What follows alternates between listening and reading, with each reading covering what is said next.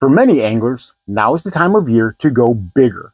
Big glide baits, big jigs, big worms. But me, I've been going in the opposite direction. I've been finding that the more finesse that I go, the bigger the bites are. And today, I've got some finesse topwater baits that have been absolutely crushing it for me, including one in particular. Stick around, we're going to talk all about it.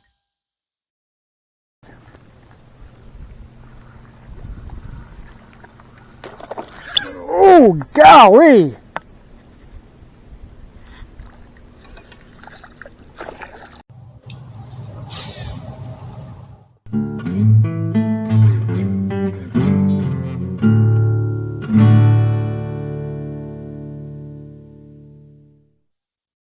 Welcome back to Lowbrow Fishing. We've all heard the logic that bigger baits catch bigger bass. And while that certainly can be true, it's definitely not a numbers game. You can fish a glide bait all week and only manage 2 or 3 fish. Sure, they're going to be nicer fish, but in between, you are grinding it out in that hot summer sun.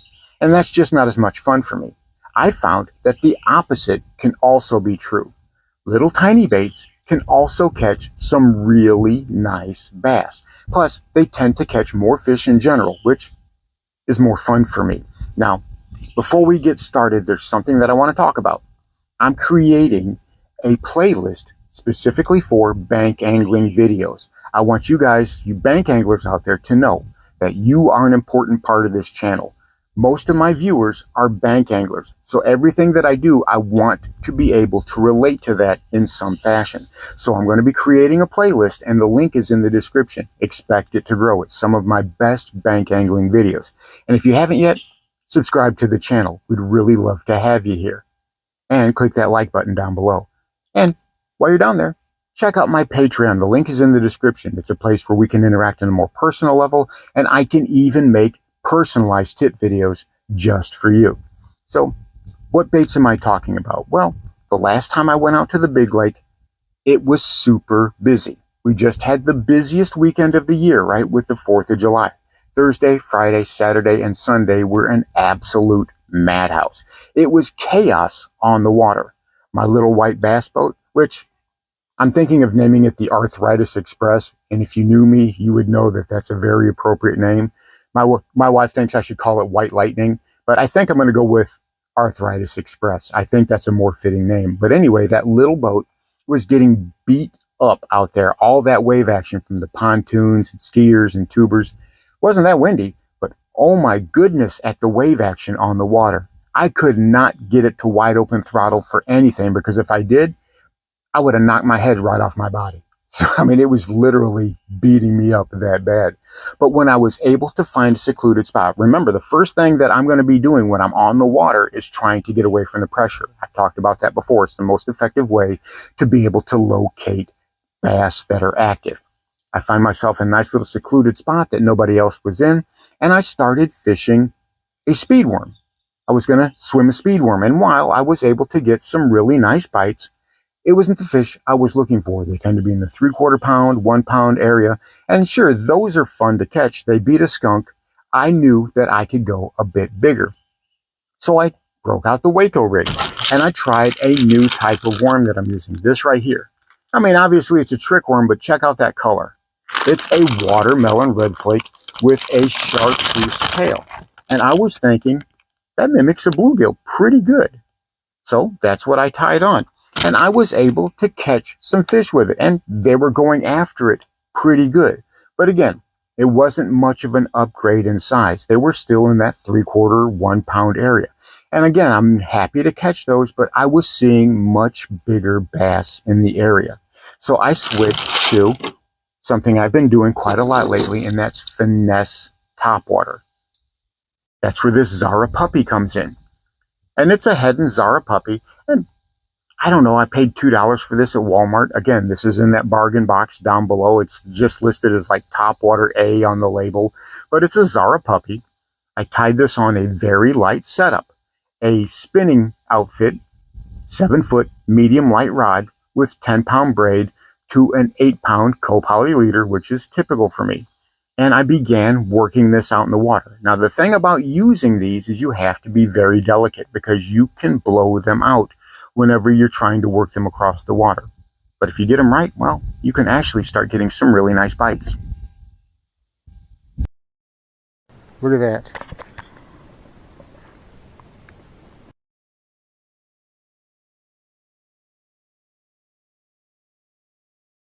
You see that? That is what those bass are after. Oop, and there goes a couple of bass after them. That is what those bass are chasing. So that is what we are going to try to target. Kind of try to stay over that creek channel.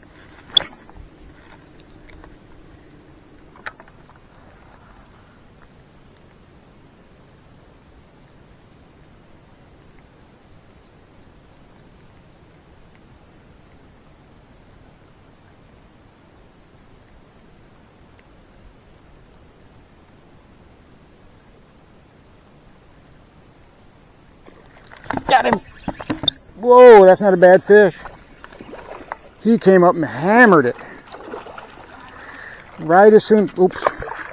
I had him good and it popped out of his mouth, fuddy-duddy. But either way, that was a good fish, and that shows me that they're back here. And what I did was, is I twitched it really hard, really quick, and that's what caused him to commit and to come up and get it. See if we can't do that again. So that fish came off, which was kind of odd considering it was actually down in its gullet. I've never had that before. It had two hooks in the mouth and had the fish come off. That was kind of crazy, but still, it was nice. I've been actually catching some nice fish on that little Zara puppy. And I mean, this thing is small. This thing is like, you see it here compared to a one knocker spook and a spook junior, just how much smaller it is. And again, like I said, you have to work these very lightly across the water because they are easy to blow out.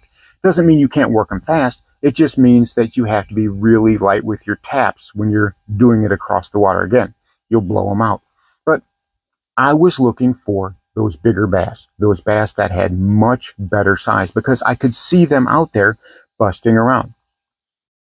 That's when I tied on the star of the show, the bait that took me through the rest of the day catching nice bass after nice bass, and that is this little storm chug bug. Tiny, tiny little popper. It's oval, it's not round all the way, it's skinny, it's small. You see it compared here to a Rico popper. How much smaller it is, how much smaller that popping surface on the front is. And these things are very, very light. So I fished it on that same ultra light setup with my spinning combo. And I'm telling you what, this thing caught me some toads. And it didn't take long. First couple of casts, well, I had a couple of 3-pound plus bass, and they were very fun to catch.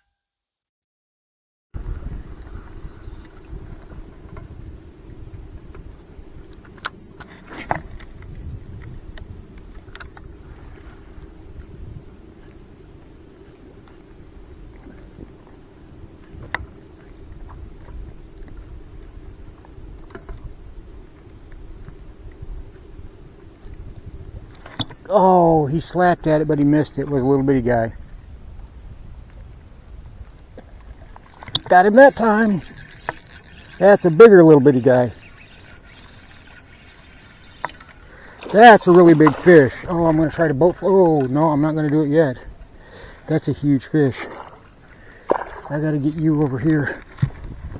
I got to get you over here where I can get you. Come here, you. Come here, you. Don't you fart around. Nope, nope, nope. Get your butt up over here. I didn't want to do it that way, but that's a really nice fish. Alright. Finesse topwater catches bigs, kids. What have you got? There we go. Finesse topwater catches big fish. That is a 3-pound bass.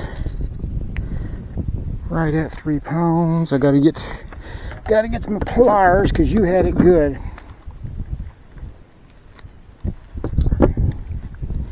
Yeah, right at 3 pounds.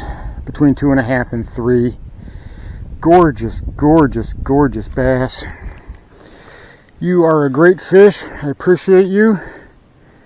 Close to 3 pounds. Let's go ahead and let you go.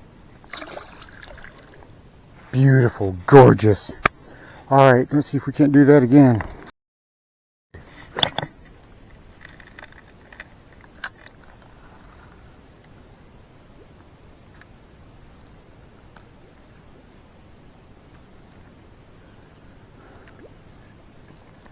Got him. That's not a bad one. That's another really big fish. Come on, you. Oh, I'm gonna have to bring him down here. That's another really good fish. The chug bug coming through again today. Oh, he's not going anywhere. Come here, you. Come here. Oh, come here. Come here, come here, come here, come here. Oh, yeah. That's bigger. That's an even bigger one. He wasn't going anywhere, but oh my goodness. Whoops. Yeah. Fuddy duddy. Hang on, hang on, hang on, hang on, hang on. You're okay. You're okay. I'm going to let you go. Thank you, fish. Appreciate it. Oop, and there she goes. All right. Beautiful. Let's go. Keep that train rolling. Keep catching those kind of fish.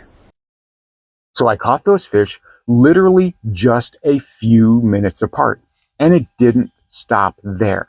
You know where you're having a really nice day when the smallest fish that you catch is between 1.5 pounds and 1.75 pounds. That's what that little chug bug was doing for me. And I wasn't working it fast, or I wasn't working it on a straight walk and retrieve. So let's head out to the water, and I'm going to show you just exactly how I was using the thing. All right. I'm going to show you how I'm working this little chug bug, little storm chug bug, and it's nothing fancy. It's just very simple. Casting it out there, and I let it sit. A few seconds, reel in the slack a little bit, and then pop it, and then leave it sit. Pop it a few more times and leave it sit. You know, try to keep it random. Big pop, leave it sit. Few little pops, leave it sit like you're walking it. You know, you can walk it a little bit.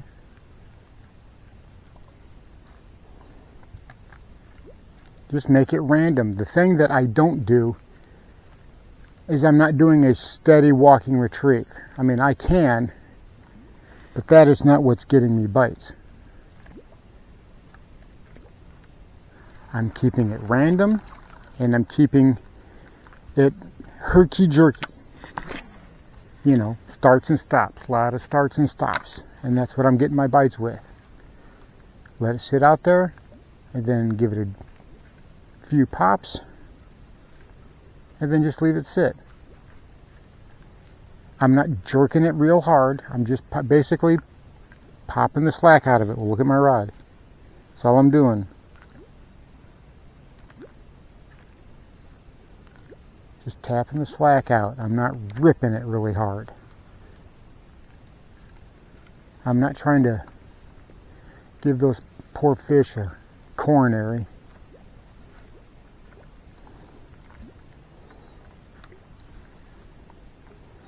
Again, as I've said before, I'm trying to mimic a struggling or injured or panicked morsel of food that will grab that bass's attention and hopefully cause him to strike. It's been working really good so far today. So very simple. Again, like a lot of smaller baits, especially the topwater baits, you have to be subtle with how you use them because you'll easily overwork it. Everything that you do with a normal popper, even a popper, you have to dial that back with these because they're very delicate. But the fish can really appreciate it. And just because they're very small, just because they're very tiny, doesn't mean it's not going to catch nice fish. I spent all day catching really nice bass. Some of them in the 3 pound plus range. And because I was using that ultralight gear, I'm telling you what, it was a heck of a fight. So think about going smaller. Think about using a small popper like that chug bug or a small walking bait like that puppy. I'm telling you, not only will you catch more fish, you'll also catch some really nice bass.